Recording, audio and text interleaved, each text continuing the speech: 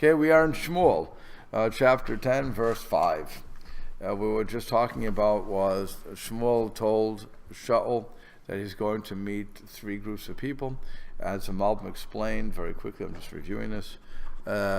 Each group represented a different type of religious person. The first group will be talking about the person who is only connected with the ground, as it were. In other words, is doing it for himself. The second one will do it. Second group is representing those religious people who do it for the sake of heaven, but they still have some vested interest in it. And finally, the third one is totally for God. That's why he has to meet three groups. And now we'll go on. So this is Achar Kain. Afterwards, Tavo Givata Elokim. He's continuing. Shmuel is continuing to tell Saul what's going to happen. Excuse me. So he says, afterwards you're going to come to Givat Elokim, Shisham Nisvei Pelishtim, where there is the encampment or something like that of the Pelishtim. How do they say this? The officers. Okay, the officers of the Pelishtim. Vihi kavoacha, and that when you will come there, when you come to that city, ufagata, and you will meet chevel levim yordem mehabama. You will meet a string or a group. Chevel is a rope. Chevel normally is a rope. Okay, that's why I say string, but it really here means a group, right? A band. They said a band of prophets, and they're coming down from the high place, from the Bama. Lifneihem nevel v'tov v'chalal v'chinor, and before them they will have a navel is a harp, as they call it, psaltery is a harp. Psaltery. Yeah, is that a harp? It says lyre. Lyre. What's a harp? Is it a harp? No. Aren't lyre and harps the same? No, harps they go into the bottom of it, the base of the wood that it's on. A harp is like that, and a lyre is more like a guitar, where it's on top of the thing, where it's like a guitar string is like on top of it, but it doesn't go into the wood. That's a lyre? That's a lyre. The harp is where it goes from the top to the bottom and into the base of the wood. Okay, so you want to call it a lyre. Okay, fine. However they want to call it. A lyre is more like a guitar and a harp is. Okay. I'll go with you, man. And a drum, a flute. Oh, they have a harp here. That's why. So the harp was what? What do they call it? The harp. They call it the harp the kinnor. What we call an organ today. Okay. Whatever. I'm not going to argue with their translations. And they will prophesy. So what happens here? The Malbim explains. Afterwards, he said, calling on the words. Afterwards, you will go to and you will come to the hill Givat Elokim, Shisham Yeshav Aaron, because that is where the Aaron was. Shisham Nisivei Pelishtim, that's where the officers of the Pelishtim, Romeis Ki HaMeshpat Elokim Ha'ela Tizke Lachnia de Pelishtim, and it was hinting that from the influence from these godly influences, they merited to humble the Pelishtim. And so what happens? And you will meet them, and you will meet a group of Nevi'im coming down from the Bama. Shehi Kachli, that is the third group. That he talked about from coming out from the levels of man. El Madrega Shikru Elokim, to the Madrega, to the level that they're called Elokim, gods, if you will. On the Shema Shehid Pashtu Mikol Inyane Abasa, which means that people who have stripped away from themselves all the matters of flesh, Oskim Berchaniot Elakut, and so they only delve into spirituality and godliness. Livneim, and before them, so you'll have the lyre, the drum, the flute, and the harp. And why is that? Mishtadlim the Ored Nefesh Elokit, because these they endeavor to awaken the godly soul.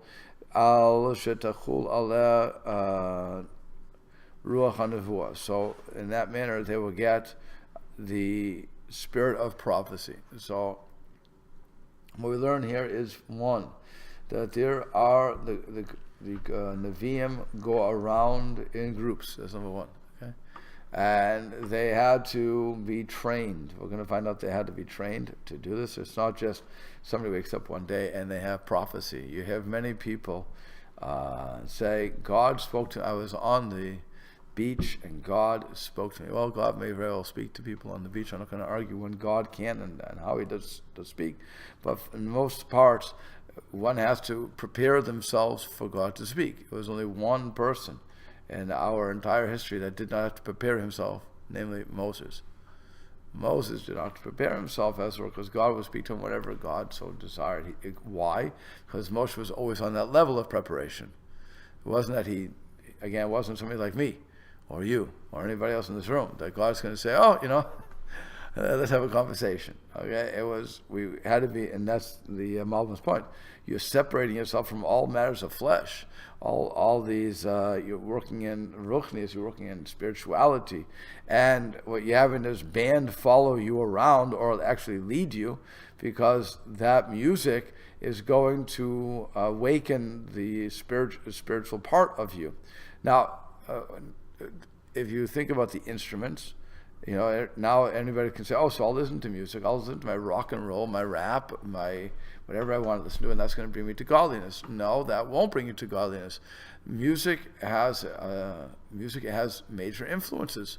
So if I'm listening to hard rock or whatever you want to call certain types of music, punk and all the other stuff, that's not going to do much for my soul. That's going to sully my soul as compared to other types of music which could elevate my soul. You have to figure out what those musics are, but it's not all music was created equally. Okay, so that's something we have to keep in mind.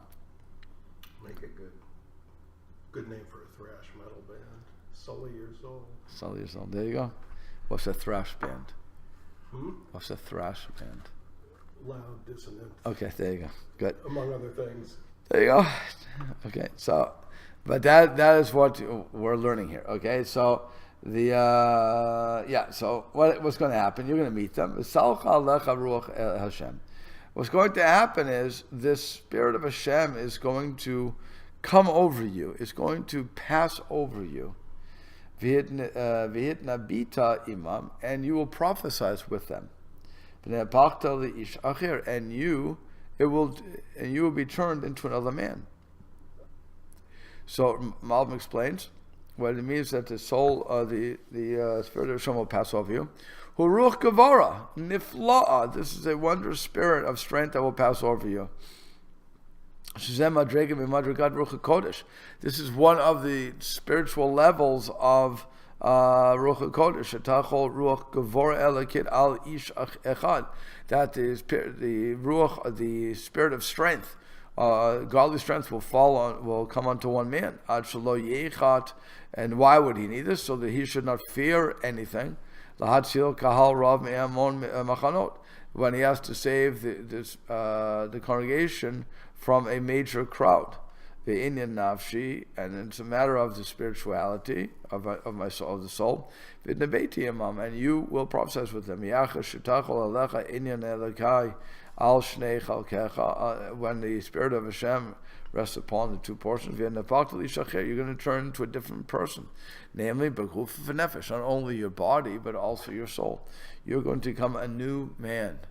Okay, you're going to get the Holy Spirit. Blah blah blah blah blah.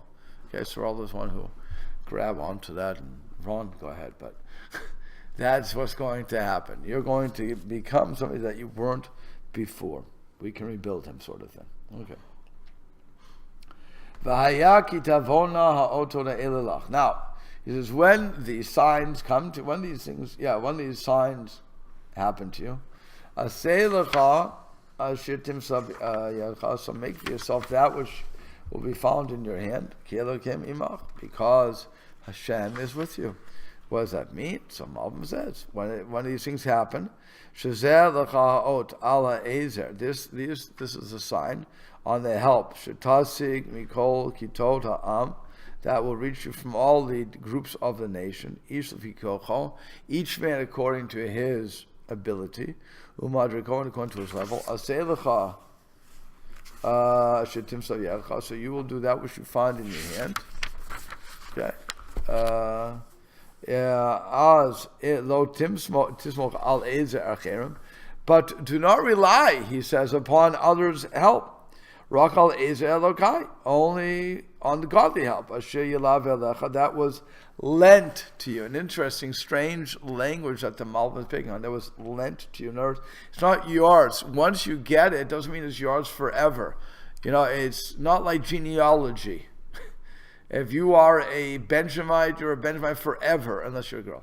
But male. If you're a male Benjamite, if you're a male Levite, if you're a male anything, then it's yours forever. You can't lose. The only one you can lose actually is your Kohen, the Kohen. It's the only one you can lose. But everything else you can't lose. Right? It's yours. It's your inheritance. So whether or not I earn it, it doesn't mean anything. Here, on the other hand, the spirit I'm giving to you is only lent to you. That's what he's saying. Al derech im ein ani li mi li, on the matter of, as Hillel said, if I'm not for myself, who will be for me? Kashani la'atzmi ma'ani, and also when I'm only for myself, what am I? In a matter of that way, it's only lent to you. So take care of it. And you go down before me to the Gilgal. Behold, I, Shmuel, am coming down to you, Olod, to bring up the Olod offering, to slaughter peace offerings, 7 days you should wait until I come to you. And I will inform you of that which you will do. Okay, what's the matter? No, why not just like sending him on the road so you can have all this interaction with all the different metaphorical, actual things that stand for metaphorical things. Right. And then he says, wait, and then when they get to the city and wait for me there. Wait for 7 days. Wait for 7 days, right? Wait for a while. Wait for me there. Instead of... it seems like something's missing. It seems like something's missing. I'm not sure what it is. Well, if he tells him what to do now, nobody's going to accept him. Right. He's a Benjamite. Right. You can't just go in there and say, I'm the king. Right. Just wait for Shmuel. Right, that was the question. What is Shmuel doing? Why is he having to wait for 7 days? Oh, good question. I'm not sure. We'll find out. Hopefully we'll find out. Maybe it's just a test. If I would stop the story here, I would say it's probably a test. If you're not going to listen to me on 7 days, then you're certainly not going to listen to anything else. I mean, think about it. A person, it's an interesting story. There was a person who wanted to convert. Okay? The person was on their way to conversion, and I won't mention names because it's just not worth the names. But the rabbi she was converting with was a very big rabbi, and the woman had been keeping Shabbos, she had been keeping kosher, and so on and so forth for probably the year. Okay, if not longer, but certainly the year. And so the rabbi, she was just about to go to convert, and the rabbi told her, "Go out and have a cheeseburger." She was appalled. I can have a cheeseburger. Go out and have a cheeseburger. Enjoy. You're still able to have a cheeseburger. You have your last cheeseburger. She said, "Rabbi, I don't want a cheeseburger. I'm going to be Jewish. I don't want it." And she was very upset. And she didn't do it. She did not do it. And the rabbi, for whatever reason, still converted her. But I would ask later on, what was the whole thing? He said, the truth is that, it's a different case already, but the truth is, he said, that when a person is converting, there's one very simple thing they have to do, and that's follow the Torah. And part of the Torah says, listen to the rabbis. If you're not going to listen to me on a very simple issue, go eat a cheeseburger, then you're probably not going to listen if you wanted something more important. So that was the test. The fact that she didn't pass the test and the fact that I let her still convert, I'm hoping that she was just so committed to the event that she didn't do it. But that was a judgment call on his part. But really, the bottom line is, if we tell somebody to do something and they don't do it, what's going to happen when it's really something serious? Rabbi, I have these, whatever. You pick the serious case. That would be the flip on you. Okay? And if I'm not going to listen to that, I'm just going to say, I know better than you. So then, well, you've just broken the law. And worse than that, we have put you into a no good situation. The people convert you. Put you into a situation where you are now breaking the law, but we saw what was happening and we allowed you to do it. So we didn't do you any favors. Before you were converted, you could eat a burger, if you will. Now, when you start doing something, and by the way, the end of that story is that the person, I think, actually went away from being Shomer Shabbos, amongst other things.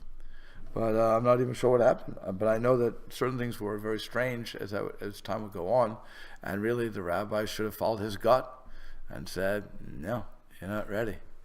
You can't listen to that. Forget it." But that's what happens. So I would say that that's the biggest thing. If a king, what is the power of a king, by the way?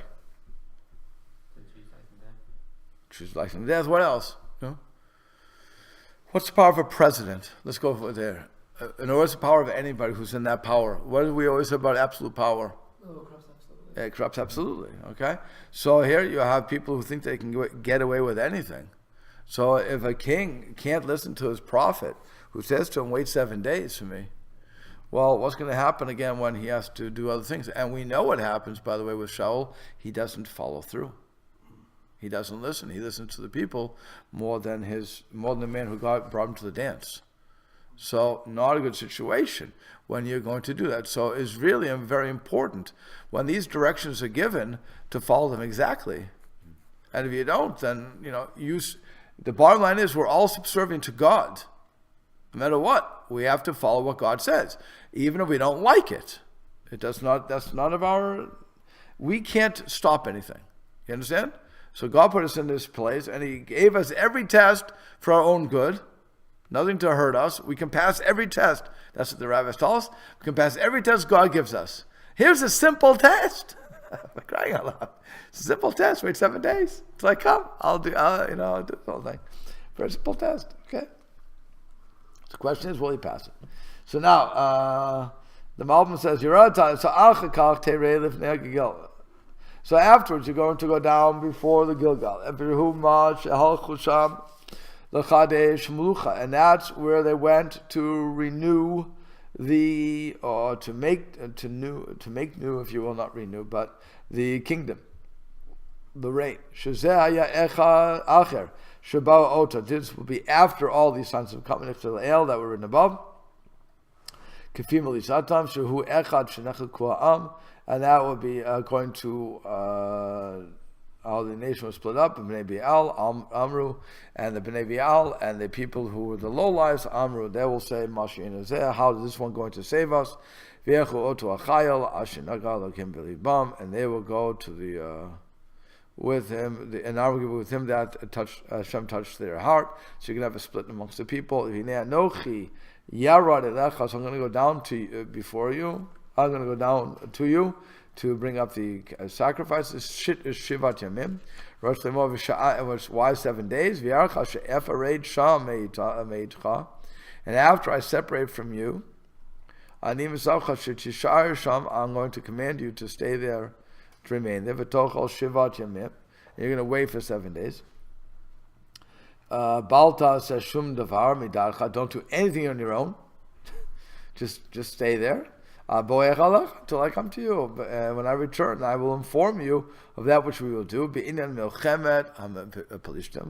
matter of the war against the Pelishtim. And on this, Shaul, he didn't listen. Rosh Limor, and wants to say, Shagam Shamarti Lucha, say Lucha Kol Ashir Tim Savyatcha, and that which I said to you, do everything that you find in here, and Bikol Makom, however, in Gilgal, in the Shula, so Devar Biladi, but when it comes to Gilgal, you can't do anything until I tell you what to do. Normally you'll have absolute power, do what you want, but you have to wait 7 days. By the way, you know what you can compare this to in America? The president is elected on, if I remember the date, November 4th. That's when we have the election. Yes, November 4th, 7th. What is it? First Tuesday. First Tuesday. Okay, it's not a date. Okay, first Tuesday. Okay, so November, and he's in November, and so we have the new king is anointed in November, but the new king does not get power until January 1st. Is that always January 1st? That's when he's anointed. Anointed, when he's anointed. Yeah. The anointment is on January 1st. Okay. January 20th. 20th. I'm not getting any of these dates right. Okay, fine. January 20th. That's why you're here. Thereabouts, yeah. Good. So the third Wednesday, because God forbid they would give a day for these things. Okay. So January 20th. So that means we have a lame duck president for all that time. Right? Why they call him lame duck? Because whatever he does is going to, whatever it does is going to be undone by the next administration probably, but that's when they free all the criminals that they wanted to free. That's normally what happens, okay? Yes. And that you can't change because of another legal system. But the point is you have this lame duck, right? He's there. Nobody's really going to pay attention to him because he's a lame duck. So that seems to be what the Shaul is going to be. For 7 days, you're a lame duck. Don't do anything. You can't do anything. When I anoint you, literally, then you'll have power. Until then, shah still. Be quiet. Don't do anything. Okay. And of course, like I said, the Malbim's already telling us, not happening. Okay. When it says don't do anything by yourself, does that mean like going anywhere? Or No, it means you can't make any rules. You can't start going to war. You can't. People are going to bother you because you're the new king. Fine. So don't do anything until I come to you. I'm going to tell you how to do it, and you'll be successful. Don't wait for me, though. Wait for me. That's what he's saying to him. He's not saying don't go to the bathroom without me. You don't have to raise your hand. Okay? Now he says, "Vayakav noto shichmo lelechem im Shmuel." So it was when he turned his soul to go away from Shmuel. V'yapoch lo Elokim leivacher. So Hashem put into him another heart, as it were. Gave him another heart. There you go. And all of these signs happened on that day. So Malbim explains again, he kicks in right away. Hashem gives him another heart. He says because the heart of every person goes and is conducted by the powers of his body. But the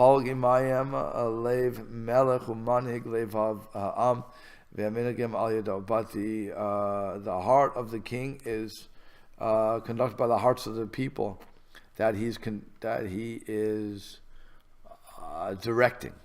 Okay, that are directed by his hand. So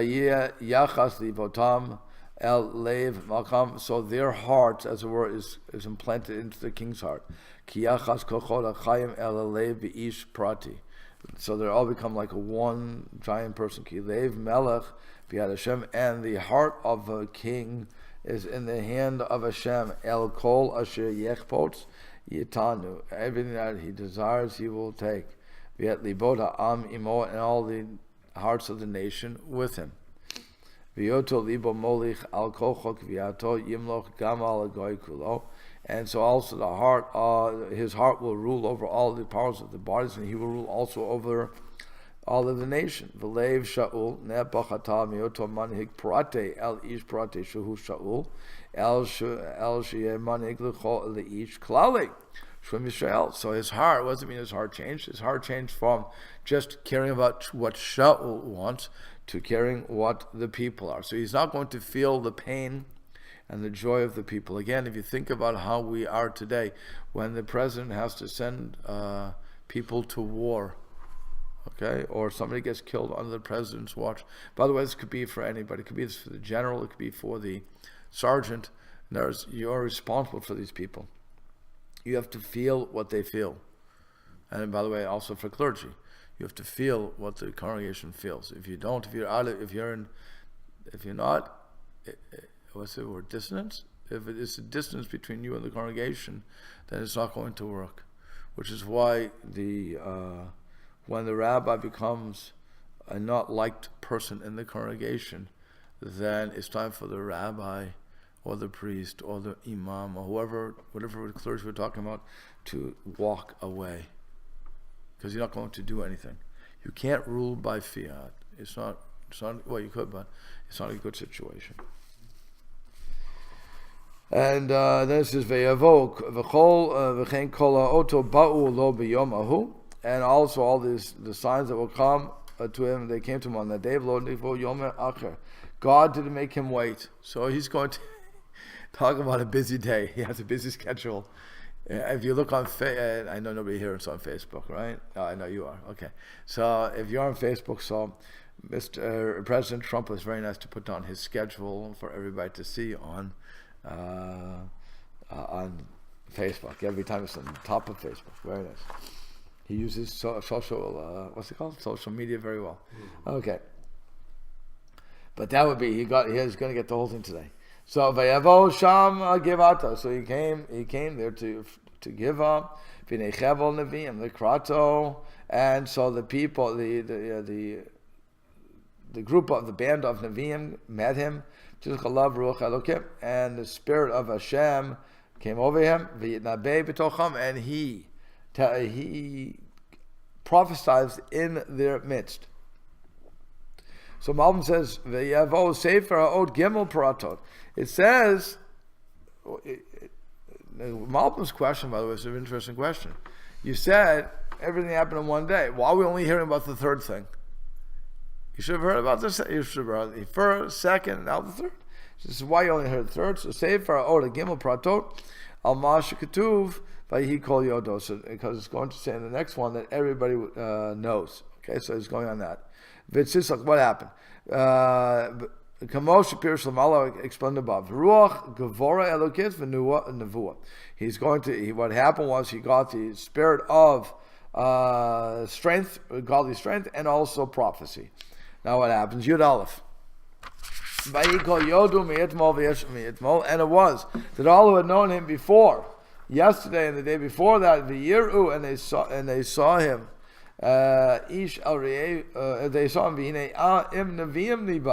Behold, with the prophets he was prophesying. And the nation said, each man to his friend, Ben Kish. What's going on with Ben Kish? Which is it the question you have to ask is, were they being derogatory here by calling him by the son of Kish and not Shaul? Or were they being respectful? In other words, when I call you Ballinger, am I being respectful as compared to you, Shmuel, or Shmuel? Which is more respectful? So you have to ask that question. Now, if you think again, in the old days when the president was the president, so when there was respect for the office, it was always, I don't know when the last one was. Kennedy? Did they have respect for Kennedy? Yeah, false one, but So before he was the last one they only called President Kennedy. They never called him John, did they? no, they called him JFK a lot. Well, who was the first one? Who was the one that they never really? Is there anyone that never really? I know with Nixon they called him Tricky Dick. With everybody else, from that point on, it was all downhill. Maybe Truman. Truman? Okay. So, I'm not sure. But there are some presidents that had the respect of the office, and that was it. But here, and some of them didn't. Like again, Jimmy Carter. Jimmy was always Jimmy. And Billy was always Billy. And Trump is always Trump. It's not, people still call him Mr. Trump instead of President Trump. I mean, I don't know if that's because they used to from TV or they still want to say president, whatever the case is going to be. But it's the offices come down. So now you have to think: is Ben Kish the same thing? Is it a negative, or is it saying that he's the son of Kish and that's a positive? Last name, okay? V'hagam Shaul ben Nevi'im. Then they say is also Shaul amongst the Nevi'im. So here Malbim goes. He enjoys this one. He says Vayikol Yoda, all that knew him. Rosh Limor Ki Yedua. It was known. Shalagasha Neviot Sarch Shtei Chanot. It was known that to know to get prophecy, you have to have two preparations. One, Hachana Tviyat Shaya Mazgo V'Koach Dimyono Muchan Al Zeh Mileda Mibet Merayam. That preparation, this natural preparation, had to be from either the birth, the womb, or the conception. In other words, there were those people who could always tap into those powers. Or bait. The second one, Hachana Bechiret, Sheasot Beit Botadut. And this, the second time is one that I choose to do. I go to school for it basically, and I work in Hidbodadu, going out by myself to meditate in the field or wherever I'm going to meditate. Pre-shoot Tahara Kedosha, but Domeim, and I'm going to separate into being only the spiritually clean stuff and holiness and that sort of thing. Vehem chashvu od ki achna teviyat lo tatzior rak me'av leben. And people thought that this preparation, this natural preparation, would not happen except for if your father was a prophet, or it had to have a lineage.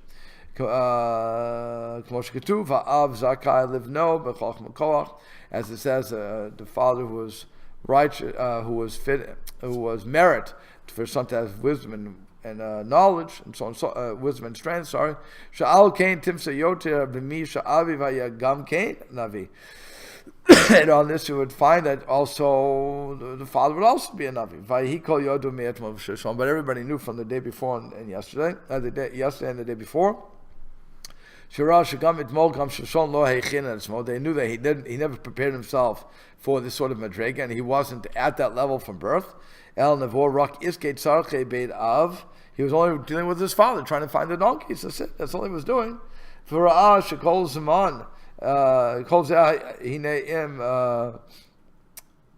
all of this, he was still with the Nevi'im and he was prophesizing.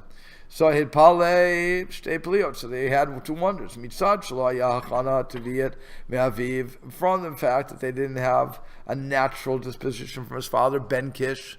So it's neither negative or it's positive.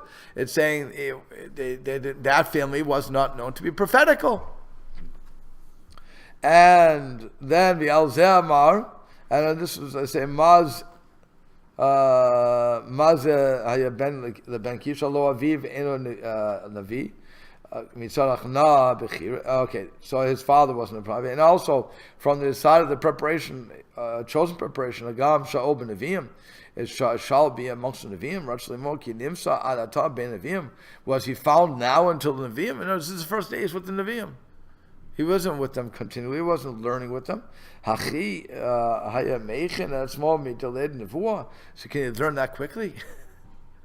You know, it's like I go to the old joke of when a person was in the Mussar yeshiva, and in one of the yeshivas, you would learn, in the Mussar, they would teach you, I'm nothing, I'm worthless, there's nothing, everything is better than me.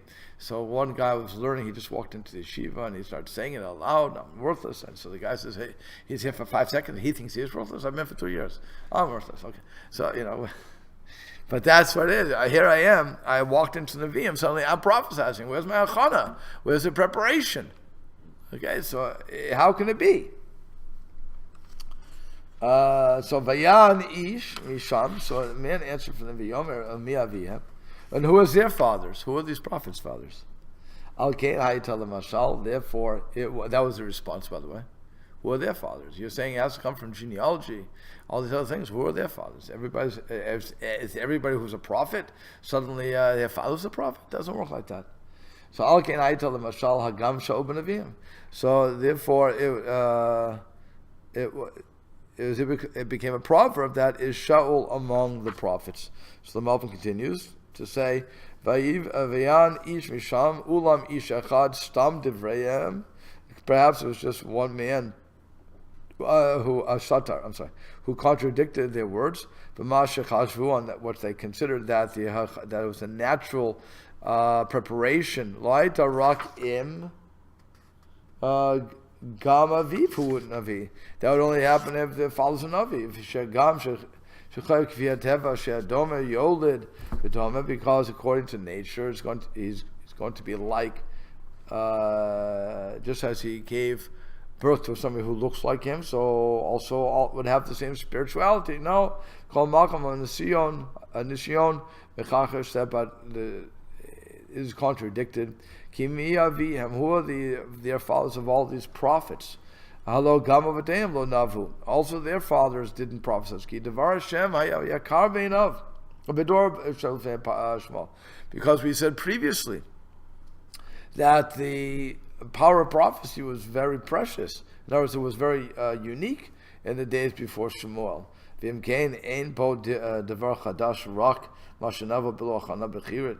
that's the case, how is it possible? There is not here a matter of chiddush or a matter of nuance in that he prophesies without special hachana. It's not special. It's nothing new.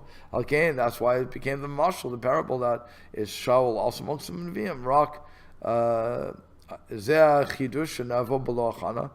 Only that this chiddush, this nuance, that he came without kavana, without hachana, the mashal el kol v'nabei. This would be applying to all the people who prophesize. Even if they didn't prepare themselves. Lo mash ben kish. Okay, so you're saying, look, the guy was saying it happens. God can do whatever he wants.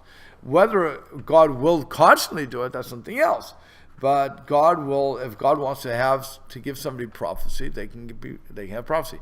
You have to ask him a question before you ask your question. You have to ask one simple question: what was he prophesying that they were getting excited about? In other words, they didn't have the internet. They didn't, it's not that they had such public knowledge of what's going on. He's walking with the Nevi'im, suddenly he's prophesying. Well, what would the prophecy be? That's another question too. What was the nature of that transmission? Yeah. Does it matter who this person is? Like when they say who is Shaul's father, and then a person says who is their father? No. Does it matter who the person is? No, it's just somebody who's contradicting the words. When it comes to the rabble, we don't really have to know who the names are. We just have to know what the argument was. I'm sure there's somebody I shouldn't say I'm sure, but there probably is somebody who tries to identify him, but Tanakh doesn't seem to make it necessary. Okay, so Vayichal me'ed nabot vayavo bama. So they finished prophesying, and he finished prophesying, and he came to a high place. So it says, Haya bo hefech b'nei Avim. This was the opposite of the children of Avim. Shehem yardemei bama l'navot. They came down from the bama to prophesy. Rosh lemo echinu et atzmo techila al yedei avoda, which means they prepared themselves originally by service, utefila, and by davening. Ad chal aleim haruach, until the Spirit of Hashem came down on them. So the reason for their nevuah was that they were doing the service. But for Shaul, it was the opposite. Because of the Spirit he got by Elabama, so that's why he would go to the Bama, Litpalel, to daven, Lavod Hashem, and to serve Hashem. Ki haruach nishpa alav milmala, because the ruach of Hashem, the Spirit of Hashem, was influencing from above, beloach nato, without his preparation, ve'echino el kedusha v'yad Hashem, and it would cause him to bring him to kedusha and yad Hashem. So it's also interesting here. Everybody else is they're at the bottom. They went to shul, if you will. They went to shul, and they did all their davening. Okay, and they're walking out front, and after the Kiddush, they're walking out, and they're giving their messages to the people. They're prophesying. Shaul goes into their midst. They meet up, and he's influenced by that. God gives him the power to prophesy, so he's doing that too. And now what is he? They continue on their way, and he goes back to Shaul, to the source, by himself. So he's going there, which is an interesting concept. That here they're walking away, and that's where they got all their prophecy from. And he's going there because he now has prophecy. So it's very interesting. Okay. Yeah. Would that be double prophecy? Say again, please. Would that be double prophecy, or is that a different kind of prophecy? What do you mean double prophecy? If the people got prophecy from the altar, No, they didn't get it from the altar. Again, what they did was they prepared themselves. right. If I prepare myself, before you work out, there's two ways to work out. Okay? One way to work out is just go into the gym and stop banging away on the weights. The problem with that, or any workout you're going to do, by the way, if you're going to start running, the problem with that is that you're going to hurt a lot. Okay? Because what you have not done is stretched your muscle. You haven't warmed your muscles up. So those who are into working out, they will do some stretching and so on and so forth. They'll do the, they'll they'll get their body, they'll prepare their body for what is about to come up. Okay, and then they can go work out. Now, what happens is that's what the prophecy was. I would go to the Bama, I'll go to again shul, if you will, and I would prepare myself by davening, by saying Tehillim. Well, they didn't have Tehillim in those days, but because David and Melchizedek wasn't born yet. But they would prepare themselves for whatever way they were preparing themselves, and they would then come to God's presence, as it were, would rest on them, and they could prophesy. Again, whatever that prophecy is, I'm not sure what the prophecy was. I'm not sure how it looked like. I don't think anybody really knows what it looked like. We only have that they went and they had schools of prophecy, but basically it was just hearing the messages or being in line with God, which doesn't seem to be that difficult if you're willing to put the work into it. But most people aren't willing to put the work into it. And that's why, I mean, again, if you use even our standards today, why aren't we all muscular? Because we don't want to put our work into it. Why do most of us wear glasses? Because now here doctors will yell at me and all the medical professionals will yell at me. But it's because we abuse our eyes, and then we put crutches on our eyes, and it gets weaker and weaker and weaker and weaker and weaker. And that's the Bates method and so on and so forth. But I still want to believe in that. So I know all the ophthalmologists, all the ophthalmologists and optometrists looking and saying, if they're listening, they're saying, "Hey, he doesn't know what he's talking about." Okay, fine. But bottom line is that we make ourselves sick because we don't do what we should be doing. Okay, and we're a lot sicker than we were in the previous days. In the previous days, of course, you would die from what we have today. Thank God for our medicine. Thank God Hashem gave us medicine to survive. But really, we're weaker in everything else. Think about it. You said your doctor told you when you couldn't raise your arm, if you were in Amish country, you could have continued to raise your arms because you had been working like that. You had been working like a horse. Okay, so we gave up working like a horse for desk jobs. Well, with desk jobs, we suddenly got, what's it called around the wrist? Carpal tunnel syndrome? Carpal tunnel, that's what it's called, carpal tunnel? Repetitive stress injuries. Repetitive stress injury is great when you have even new names for it. Okay? And you have all these things that we come up with, and today, now you could argue again that it was always there, we just weren't discovering it as much, but today you have more learning disabilities than ever before. And more what's it called? Autism, more so many things that are out there that supposedly more dyslexia that supposedly they weren't out there so long ago, and now suddenly we have all these cases that are coming up, and so you could say it was just they were always there and we just never knew it, or that something we're doing, something that we're eating. The tinfoil, I remember I saw the tinfoil is a problem for some people. Okay, there's a whole bunch, the hormones that we're putting into our bodies because by eating the meats and everything that we're eating. Everybody has different theories as to why we're changing, if we are changing. But that's what this was, is achana. So you understand what I'm saying? So if I prepared for all these things, so then is going to get me to the next stage. If I don't prepare and I just willy-nilly, I'm walking out and suddenly I'm inspired. I mean, I think about how many times you've heard that one guy told me I was on drugs, I was in this, and God spoke to me. I want to say it's not hard for God to be doing it in drugs, really, guy. Give me a break. It wasn't drugs. It was whatever your mind is thinking. But people have said this to me, and it was straight face, very straight face. And and I just get a kick out of it. But I try to keep a straight face too. But yeah, we often use the sports analogy when we try to look into things. right. This would be an example. You can have somebody that becomes a great athlete, but it's only after methodical preparation. They're disciplined, they work out every day. Then you get another person that's never done a sport, but they just have this natural athletic ability. Right. And they can go from nowhere. Correct. They've been a football player all their life, and they decide to play baseball, no preparation, and they're just a natural. Right. That would be. So that's what the Malbim was saying. That's what people were saying. Was it a natural thing? So if it was natural, why didn't it surface until now? And that's one. Was it something he was born with, or was it something that need preparation? As far as everybody was concerned, it would have to be one of those two things. So now you have a third one.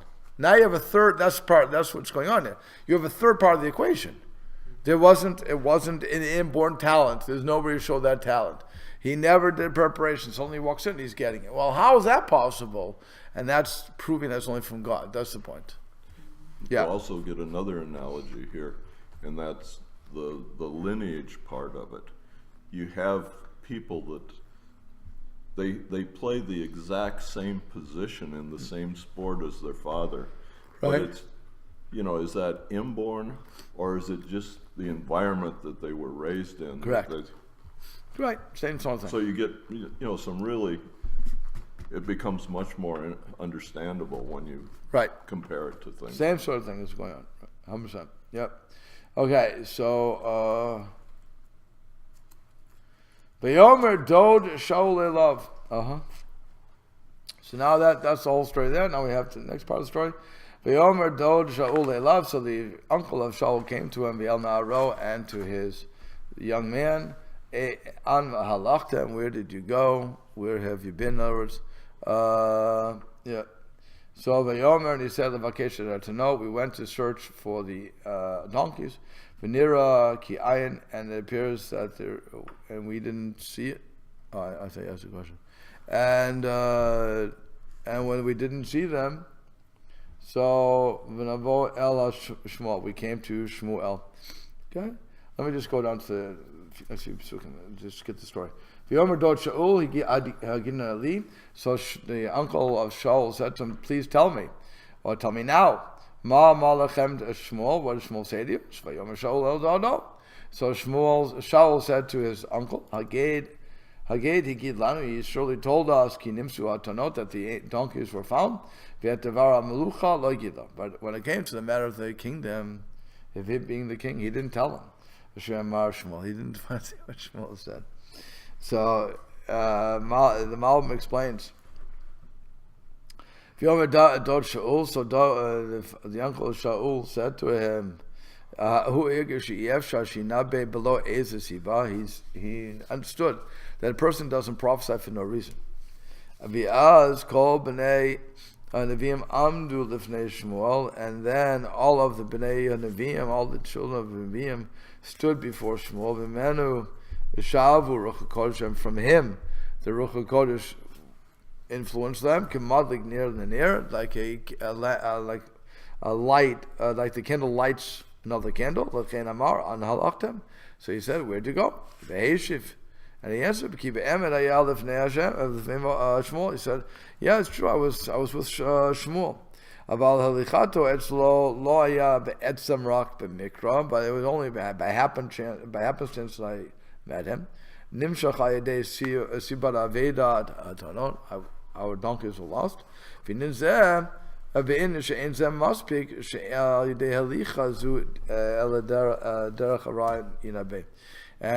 this was not enough via this walking that he should be prophesizing. In other words, he was saying, okay, it's true that you can get prophecy if you're in the right area.